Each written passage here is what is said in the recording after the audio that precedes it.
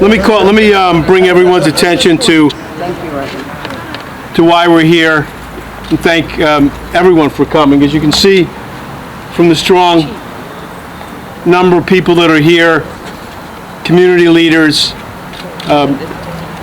elected officials, and the governor. This is the community coming together to make a very strong statement Tuesday morning after a very long holiday weekend.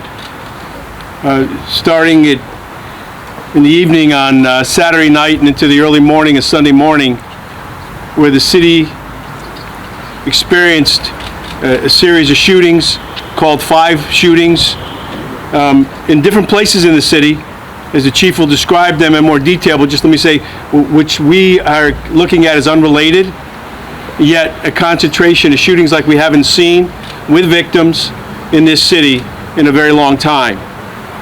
And I will say that because of the concerted effort of many of the people that are standing right here, all the people that are here and others, but led by Chief Porter and the Bridgeport Police Department, his community outreach of the officers, their commitment to public safety, and transparency in the department. We've seen, and now I'm looking back, Chief, at 18 months since you took the position and we started working together forcefully, a substantial reduction consistently in dramatic numbers and shootings in this city. And that's the message we want to send out today, that a weekend, an evening like we saw this past weekend will not be tolerated in the city of Bridgeport. If you think you're going to tote a gun and be able to shoot it freely, and especially where it has an impact in taking down victims, we are going to focus on you, and we're going to lock you up and send a message out to the people of the city of Bridgeport. No one deserves to live in a neighborhood, in a building, in a city where shots are fired, where they could be a victim or someone in their family or friends can be a victim. It's a very strong statement to have so many people here today. It was a long weekend, but we're committed. I'm committed as mayor. I know the chief is. Every elected official that's here, others that lead the charge in the neighborhoods that work with us to make sure that we do everything to make this city, continue to make this city the safest city that we can. The governor reached out over the weekend with his busy schedule and everywhere he had to be over the weekend. He saw the news. He wanted to be a part of being a strong presence here this morning to let us know that the strong partnership that we have, Governor, I know with recent laws that have been passed, but your leadership goes noticed here in the city of Bridgeport and is appreciated. One of the early events the governor reminded me of that we had almost 8 years ago was when the city of Bridgeport lost a 14-year-old to gun violence, unintended. Yet Clinton Howell was the name, and we went and visited the family, and how that shattered the hopes and dreams of not only him and his family, but of the concept that you can, if you live by the rules and do the right thing and play and do what you're supposed to do, that you're going to make it everywhere. And the governor's been here time and time again to make sure that we have the support that we need on a state level, along with our legislative delegation that's well represented here, and our city council that's well represented here today. But we're gonna switch over and give it to Chief Porter, and from there, I think there's a number of people who will share the microphone with us, and I'd ask the governor if he could to finish up. But Chief, I'm going to give it to you. If you would say a couple words. I want to thank Chief Porter for his leadership and hard work in this and every endeavor of public safety in the city. Thank you, Mayor Ganim, and thank you to the governor for your support. I just wanted to quickly mention that yesterday I had a conversation with our Public Safety Commissioner, Ron L. Higgins, and he committed to supporting us in any way he can. And we've talked about some collaborations that we're going to do with the state police and coming throughout the summer, some traffic initiatives that we're going to do. I want to reiterate what the mayor said, that the tragic incidents that happened over this past weekend are very concerning. Because we have not seen this current level of violence in recent times here in Bridgeport. And we're committed to ensuring that we continue to make progress and not let these things be commonplace here in Bridgeport. I want to thank all of our elected officials and our community partners who work with us to ensure that we are providing public safety in the city of Bridgeport. I also want to thank the housing community in Bridgeport. Jillian Baldwin. We work with her to make sure that all our housing complexes are secure, and we're going to continue to do that, and we're committed to that. We're continuing to bring in public safety to the city of Bridgeport. The incidents of this past weekend will be solved. Our Detective Bureau are working and following up some very, very positive leads. They've been working throughout this past weekend and even last night. I was in constant communication with the captain from the Detective Bureau talking about some leads that we are undertaking at this time. But I really want to also focus on the progress that we've made in the last year and a half, 2 years here in Bridgeport, and not only in Bridgeport, throughout the state, to reduce gun violence in the state of Connecticut. I just recently did a query of the stats, not only in Bridgeport, but New Haven and Hartford, and we all see consistent reduction in gun violence in our big cities in the state of Connecticut. And I think that's due in large part to the efforts that the governor and our legislators have brought to bring some common sense gun laws to the state of Connecticut to help us reduce crime in our big cities. So I think that has been effective. And I just want to quickly highlight some of the accomplishments that we've done here in Bridgeport. I'm going to quickly read over some of our stats in the last year and a half. So a comparison so currently, before this past Saturday's incident, we're roughly down 63% of incidents compared to last year at this time. We're down significantly compared to 2022. We're down 200% compared to 2022. And we'll share these stats with anyone who wants to see them. But I just really wanted to highlight the hard work that the police officers in the city of Bridgeport are doing, our detectives and our officers, to make sure that we maintain public safety. And I really want to highlight that we're doing this at a time where we're down a good number of police officers. And we're working very hard, and we've hired roughly 60 officers the last year to reach the mayor's goal of 100 police officers within the next year. And we're working hard to replenish our ranks. But while we're doing that, I want to reassure our citizens that we are maintaining public safety in the city of Bridgeport. Us not having the allocated number of officers is not affecting or compromising public safety. We're doing our very best. Our officers are working very hard, and we're going to continue to provide public safety to the city of Bridgeport. And as I close, I just want to remind anyone within our city, if you have information to help us with any of these current incidents or any past incidents, please reach out to the Bridgeport Police Department. The public's cooperation is very important to us in solving these crimes and also making sure that we provide public safety for our citizens in the city of Bridgeport. So again, I want to thank the governor and the mayor and all the support that we receive within here in the city of Bridgeport. So thank you. Thank you, Chief. So we're going to speak, and we'll have questions, if there's questions for the chief or others, myself or others, that we'll do it at the end, okay? I want to reiterate a couple things the chief said, and then introduce Mark Donald from RYASAP, and then Dawn Spearman after Mark. But the outreach and need for citizens to respond back, Chief, when you know something and you can help our department and solve a shooting incident, a crime, is critically important. I will tell you, as the chief alluded to, our Detective Bureau has one of the best closure rates, as you call it, in solving crime. That's a strong message to anyone who wants to go out there and break the law. But it would be even better, and it can only be sustained by citizen participation, directly or indirectly. If you're uncomfortable calling an anonymous number, talk to a community leader that you have confidence in. But get that information to us, unless you want it to continue. And I will say, I think that's been happening in a way that's positive when you see statistics over the 18 months under Chief Porter's leadership, where statistics have gone down in such dramatic numbers. Mark, would you join us up here? Mark Donald from RYASAP, and take over. Thanks so much. Appreciate it. Good morning. My name is Mark Donald, and I'm the CEO of RYASAP. And, I think we heard a couple of things. And when we think about gun violence, traditionally we think about the enforcement and the reaction in terms of treating gun violence like it is the proverbial nail, right? And we address it with a hammer. And we're fortunate to have partnerships with all the folks around here to work on the preventative side of it. And we have a credible messenger-based program that works directly with young people who are involved with it to prevent the shots from being fired in the first place, to intervene with young people who are likely to get involved as well. So while we had this uptick, as we know from this past weekend, which brings us here together, Chief Porter mentioned some statistics showing that gun shots are down, gun violence is down. But what the statistics don't show is with the victims, we have more than just the victim and the perpetrator. We've got families. We got people who live in these neighborhoods. How does it impact them?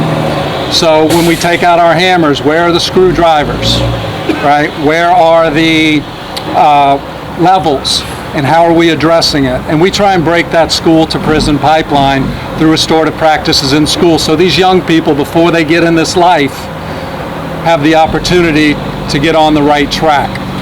Once they get in the life, our credible messengers, people who have been incarcerated, who've made mistakes, and who are now giving back to the community that they once tore up, as my people say.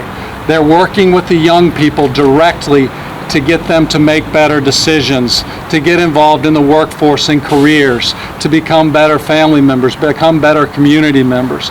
And it's through these different tactics that really elevates gun violence as a public health issue. And that's how we need to address it. That's how the folks behind me think about it under the leadership of Mayor Ganim, Governor Lamont, and Chief Porter. And we hope to continue to prevent shots being fired in the first place. We hope to continue working with young people to get them on better paths to the future. And that's the way we can eliminate gun violence in Bridgeport. Thank you very much. Mark, thank you so much. You okay?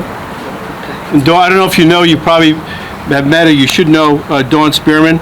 She almost single-handedly has led a organization that comforts mothers, women, people, family members who have lost individuals to gun violence in the city of Bridgeport, and obviously, maybe not obviously, had her own losses. But thank you for being here and all you do for our community, Dawn. Thank you. Good morning. And yes, I'm Dawn Spearman, and I have an organization called YANA. YANA is a support group for families in and around the city that's been affected by violence. YANA is actually celebrating their 12th anniversary. We started 12 years ago when, yes, a 14-year-old, Justin Thompson, was taken from us on the streets of Bridgeport. I support families. Supporting families is in a way of I support them through their grieving process, helping them far as getting assistance with burial. This is not something that we look forward to. This organization is not an organization that no one wants to join. Okay? I have to initially go out, and I am the last person you want to see knock on your door. Because when I knock on your door, that usually means that I'm going to have to help your mother bury you. So, on the other hand, we help with preventing. We do what we can with trying to work with families, work with youth. We're trying to prevent them from things going this far. In my 12 years, we fought trying to take back our streets. We can't take back our streets. But parents, what we can do is go look in the closets. Look in the drawers. The guns are being held somewhere. I too have been one of those parents that had to go look in my closets, and I'm not exempt from any of this. So this is why I can stand here, because I stand on your level. The progress, we have made a lot of progress in this city. Most of the shootings now are isolated as I see it. I don't see it as them being gang related. They've taken most of the gang related issues off, and what's not off, we've lost, because a lot of those mothers are standing with me. On the preventive, like I said to the parents, we got to do what we can do. We have to go into our closets. We have to go into the drawers. We have to recognize who our friends are hanging around. We have to speak. There is someone to speak to. If you have to come to me and talk to me, then come to me and talk to me. I can try to help you and direct you in the right way. Attack our organizations that's out here saying that they're doing so much. They're getting millions of dollars. Challenge them to what they're here to do. That's right. Challenge them to what they're here to do. They're getting millions of dollars to prevent this. It's not our police department altogether. Our police department is not that bad, or that I'm not going to blame our police department. These are isolated murders. Our police department can't be everywhere. So we have to, as an organization, come together, come out and speak. I can't say much more than that, but again, I'm here. I'm in the community. I walk the streets. I hold support meetings for families that have lost every Thursday at the Police Community Division on Sylvan Avenue. My number is 203-913-1654. I am here. Our community organizations, PT partners, we're coming together and we're coming out strong. So please, do what you have to do as a family member. Thank you. Dawn, thank you for that message. And all you do, and Mark, PT Partners, I don't know if Harry Bell is here as well from Color Positive Thought, but the partnerships, the relationships, I like to think of it as a, I don't use the word seamless, but almost seamless approach. Community coming together makes a difference. Community, police department. I'm going to introduce President of the City Council in a moment, and then our state reps and our governor. But also partners, chief, in law enforcement. I know is the state and the state police have been tremendous, as have our federal partners on task forces. But I want to acknowledge our State Attorney Joe Cordino, who's here. Thank you for all the work that you do, Joe, to make sure that when they're presented, they're given certainly their fair share of justice, but we want to make sure that we continue to keep the streets safe. The effort on the local level, sometimes in each neighborhood, and with this person, I'll say in our districts, is led by council members. Very protective, each of them, citywide, but also in their districts. And the council president has stood strong with the council as well to make sure that the police department gets the funding we need, chief, for 100 additional police officers, all the equipment that we need, and also the organizations that support so many things in the city, but public safety especially today. Aidee Nieves, our council president, I know I'd like her to say a couple words as well. Thank you very much, Mayor. Good morning, everyone. I just have a few brief remarks, but we as the City Council stand in support of our Bridgeport Police Department and its initiatives with our community partners, which is really important. We can't lose any member of our community to gun violence. It's not acceptable, as we've been working really hard to maintain a safe city. We have been moving the city forward, and we will not allow for it to go backwards due to gun violence. And when I say that, it's because we as a City Council continually work and cooperate with our Bridgeport PD, with our community partners who are standing behind us with Color Me Positive, and support those organizations to ensure that families, children have safe spaces to go and safe persons who they can speak to within our city. What I ask of the governor is that we continue to get your support, as we always have, and continue those open doors of dialogue with your commissioners to allow Bridgeport to continue to hire more police officers, to continue to work with our state delegation, to allow them to ensure that laws that are passed have safe street programs, continue those type of funding which have been effective here in the city of Bridgeport. And I thank you all for making the effort to be here with us today. All city leaders, we must come together in this effort to unite our city. And the call is to our residents. It is upon you to help unite our city as well. So if you know something, say something. Make sure that what you know is something that is a fact. Contact someone that you believe is a safe person you can speak to. It can even be your local elected or your state rep if you have confidence in that individual. No one piece of information is not important, so I ask if you have any information, please make sure that our next holiday, the rest of the summer, is a safe summer for our community, for you, our families, and our children. Thank you. Thank you.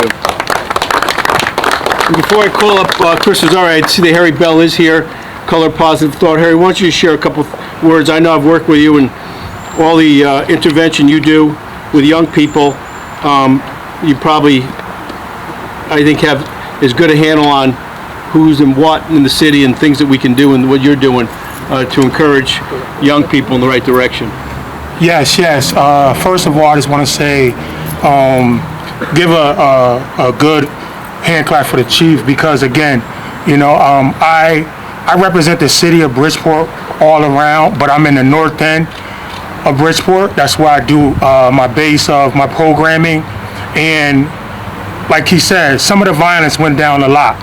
And I'm super grateful that it could keep going down with the support that our local and state representatives is doing, is actually bringing support to organizations that deal directly with youth that could be behind the trigger or in front of the trigger.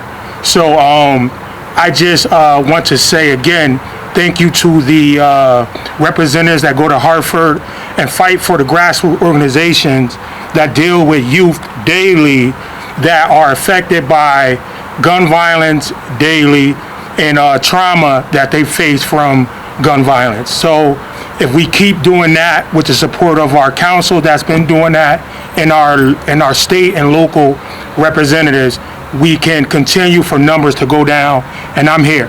Color of positive thought, Mr. Bell is here. Thank you again, Mr. Chief Porter and the mayor, and our local and state representative and Governor Lamont. Got it. That's everybody. Yeah. Chief mentioned how not just what happens on a local, even federal level matters, but on a state level dramatically, and of course we're going to save the governor for last. But our state delegation have been leaders on common sense gun laws, whether it's leading the charge or making the cause statewide, but certainly as it impacts us in Bridgeport and our cities. I'm going to ask Chris Rosario, State Representative Chris Rosario, to come up along with other members of the delegation in the appropriate order to comment as well and show our solidarity. Chris, would you please? Thank you so much. Good morning, everybody. First, I want to thank the mayor, I want to thank the governor, and I especially want to thank our chief, Chief Porter. Under his leadership, the culture has shifted in this police department. Morale is up, our streets have been safer, and I'm 110% confident that this Detective Bureau is going to find these perpetrators and bring them to justice. I want to thank Commissioner Higgins. You had made a great appointment, Governor. He's been a great partner to us in the delegation. Our state's attorney, thank you so much. I know you work very well with our police department to make sure that justice is served. And I know you're going to hear from some of my colleagues, but Chief, I just want to offer our 110% support if you need us at the state level. Thank you. I want to thank Senator Moore for her leadership in Hartford as well. Fred G. is here. I want to thank him for his support and leadership in Hartford as well. Before I bring up Senator Gaston, I want to acknowledge a number of members of the City Council that are here as well. Michelle Lyons, Maria Valle, Mary Lee McBride, Scott Burns, Anita Martinez, Rolanda Smith, and I don't think I missed anyone. I'm sorry, George Cruz and Ernie Newton was here.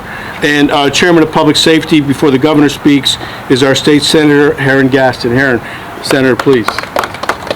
Thank you all so much for being here, and to the chief, to the mayor, to our governor, to our state delegation, as well as our local city council representatives. We are here as a community because we care about the issue.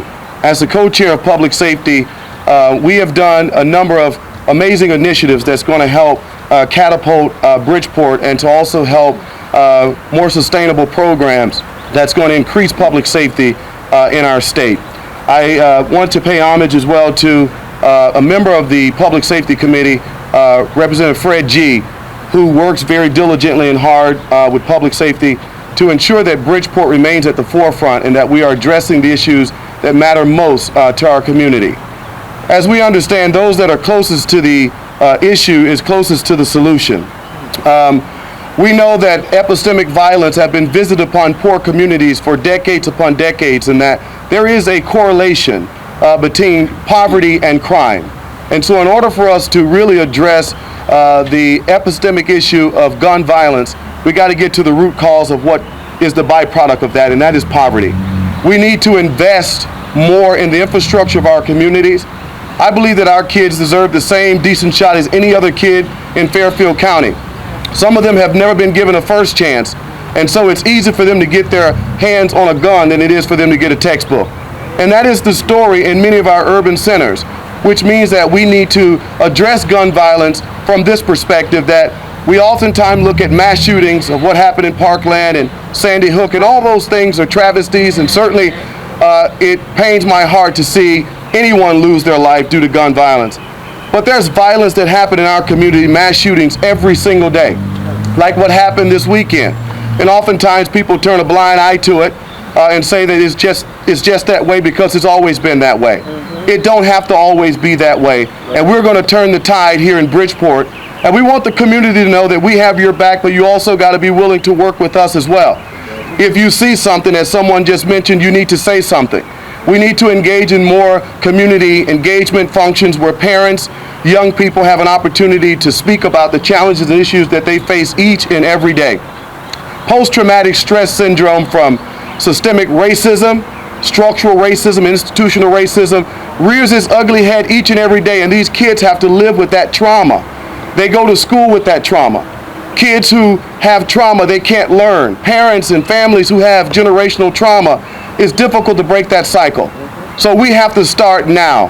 And now is the time for us to work together. I want to thank the chief for his hard work, the police department, and all that they do to protect and serve and put on that uniform each and every day in communities where sometimes it's most challenging.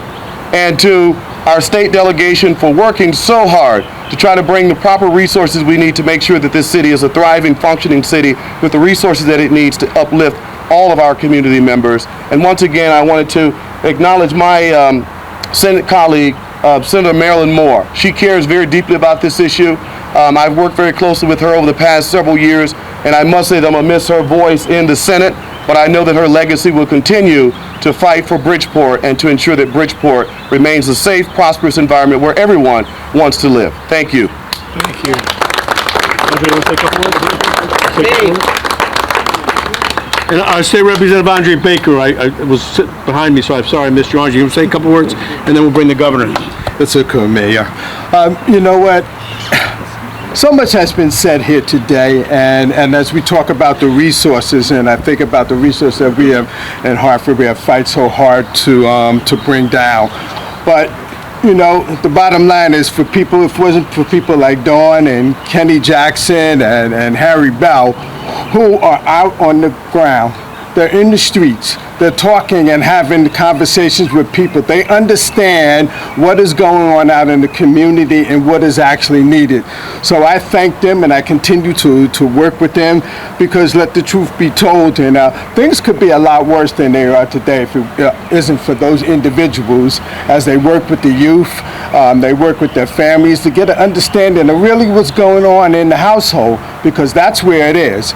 It's issues that are going on, there's emotional, social, dysfunctional family structure, and this is where we have to come in and get to the root and the heart of what it is. So I continue to give all my efforts and work with each and every one of them, along with the police department, the mayor, the city council, and the governor's office. Thank you. Thank you, Andre.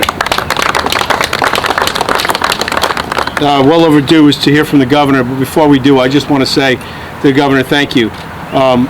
You know, it might have been a phone call over the weekend that would have been, hey Joe, how's things going? I've read and heard about what, you know, we're learning about the shootings and so on, and condolences to the families. But the governor made it a point, first thing Tuesday morning, not only to communicate, but to find out what was going on and to be a part of it, and to put himself here and his presence here and all the support of the state. Governor, it means a lot to us in Bridgeport, as I know it does to people across Connecticut, that you're there for us and you're here for us today. I'd love to give a warm welcome to the governor, Governor Lamont. Thank you. Thank you, Governor. Well, thank you, Joe. As you know, Mayor Ganim said, you know, it was a hell of a weekend. And remember, this was Memorial Day weekend. This is a weekend where we remember those who made the ultimate sacrifice to protect our freedoms. And I also think we're here today because we want to remember that those that have been victims of gun violence, we learn and we get better on their behalf. We remember what we can do. I mean, I think Senator Gaston and I know Marilyn Moore, first of all, it's about hope and opportunity. And Joe, we've been trying to do this. Harding High School, where I had a little history, and now a new high school on the water there, Bassick. What we're doing in terms of housing, there at the Remington, I remember I was there with you. Housing in Steel Point, taking down that old power plant, just different ways that we can look people in the eyes and say, we care about you. We care about you deeply. We want to make sure you have the very best opportunities in life. And it's a unique time where we can give everybody the best opportunity. We have more jobs out there. We'll provide the training for you. And that's the best way to prevent this violence. Give people an alternative. Give them some hope. And that's what we're trying to do. But sometimes that's not enough as well. And, you know, working with your great delegation, fighting every day for Bridgeport up in Hartford.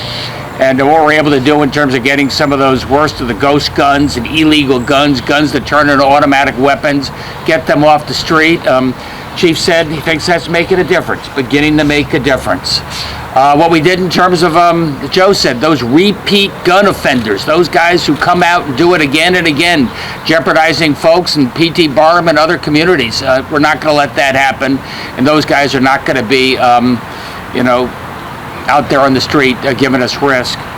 And I know what this, I can tell you the statistics are better, we're making a difference, and crime is down and shootings are down a little bit, but as Joe mentioned, first thing I did when I was elected, we were down here, and we met a young man, his family, Clinton Howell. He had 14 years old, I think he was out just buying some candy, if memory serves, and was shot, I think, randomly. And you go into that family, you see what that means to a family. And more recently, in the last year or so, Joe and I were there when there was a shooting, just a random shooting. Nobody was necessarily hit, but it disrupted a baseball game.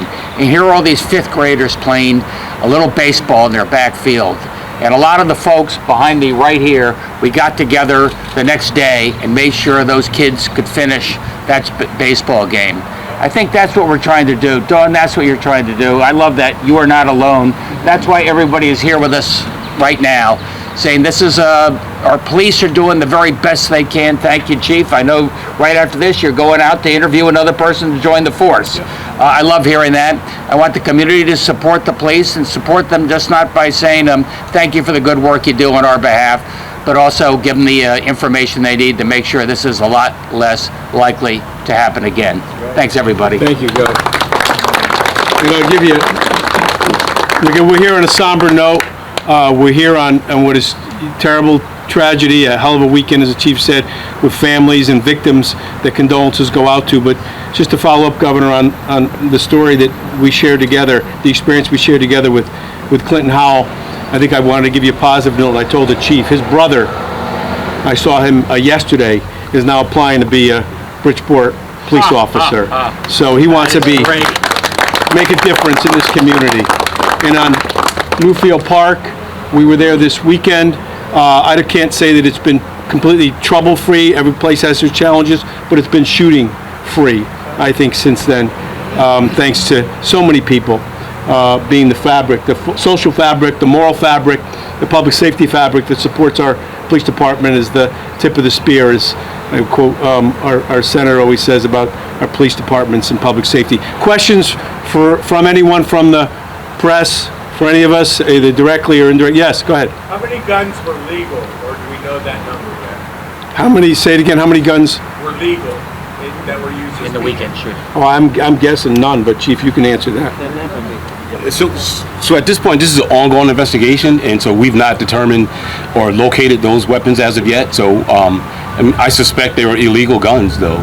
That's generally the case in situations like this. Can you speak to the motives for what we know about the 5 separate shootings, and if the targets were in fact the intended targets for random innocent bystanders?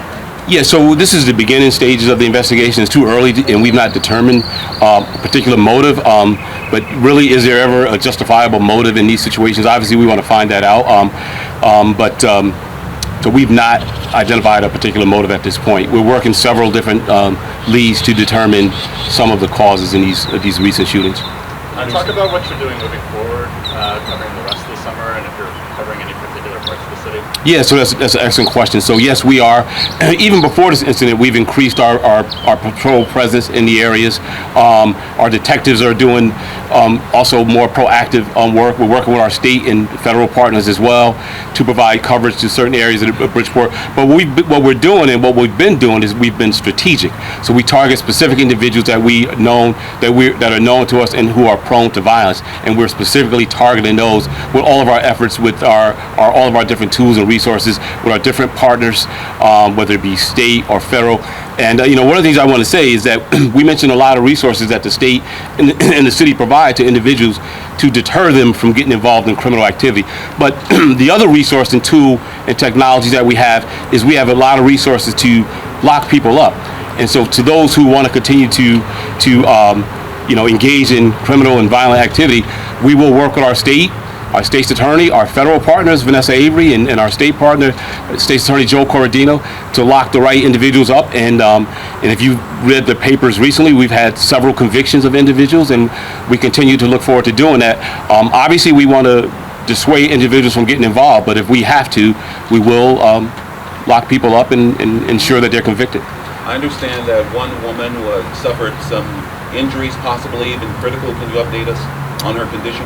Yeah, I have Captain Kevin Gillen from the Detective Bureau. He'll give you some of the specifics, if he can, in terms of her condition. So the last update on her condition was she was still critical but stable condition, and she's expected to survive. She had surgery moving forward, and they're going to remain on that critical position until she gets out of that surgery.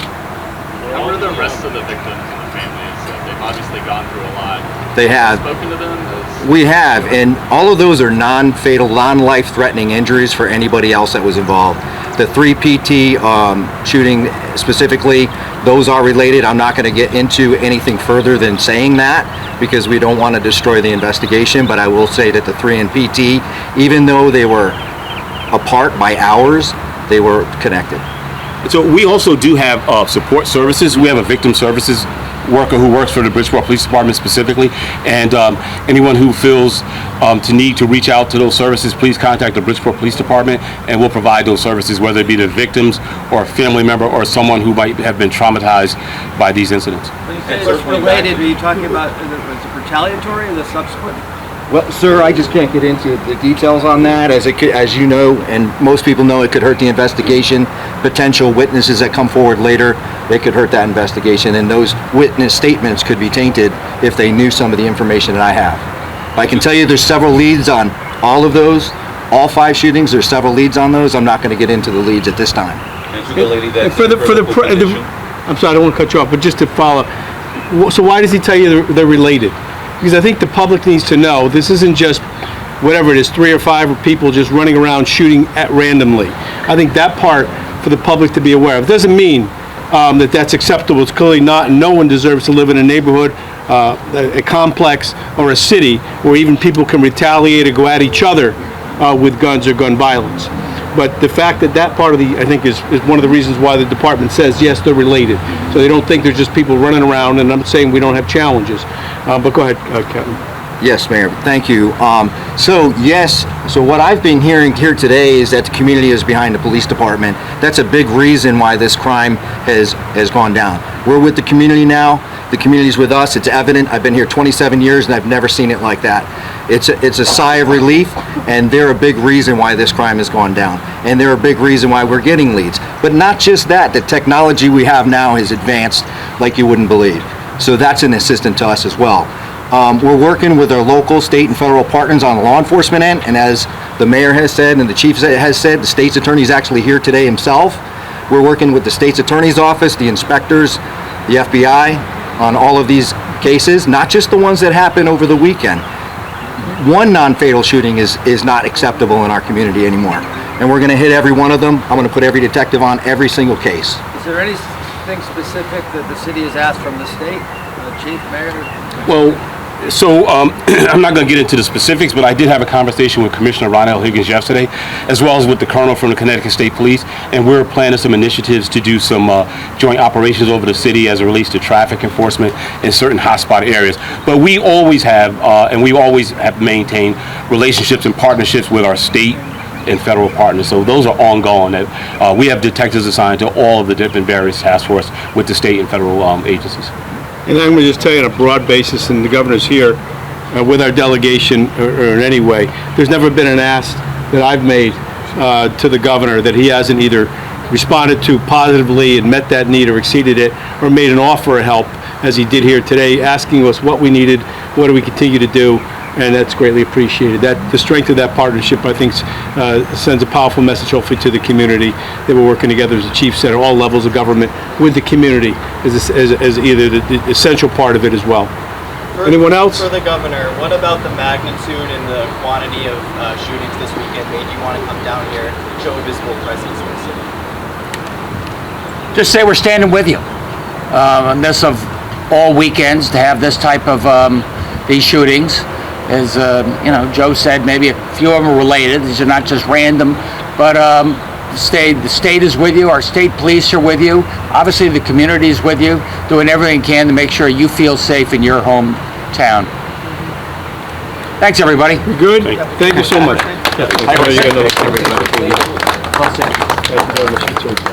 Your presence means a lot too.